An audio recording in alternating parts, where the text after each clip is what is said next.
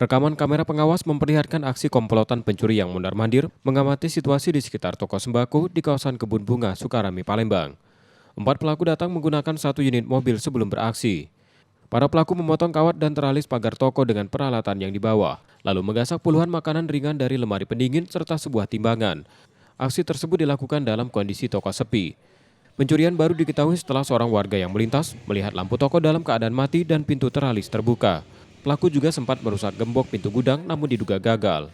Kami tuh tidak tahu sebenarnya, cuma yang tukang gorengan itu kan, ini saya kan ada jual gorengan sebelah kita nih kan. Nah, dia pas dia nak sholat, rupanya lampu itu mati, dimatikannya diputer.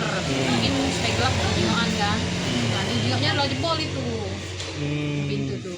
Dia tuh jingok masih ada uang. Ya, kate sudah balik. Apa yang hilang ya? Ya sepertinya itulah minuman-minuman yang di situ lagi dus-dusan itu. Tapi sudah buat laporan di polisi? Sudah, polsek sudah. Lagi diproses. Total pelaku berapa orang tadi, Mbak?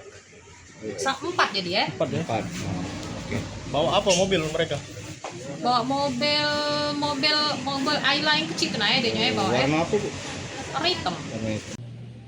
Peristiwa tersebut telah dilaporkan ke Polsek Sukarami, Palembang dengan menyertakan rekaman CCTV sebagai barang bukti. Rizky Oktora, Muklas Diferensial, Kompas TV, Palembang, Sumatera Selatan.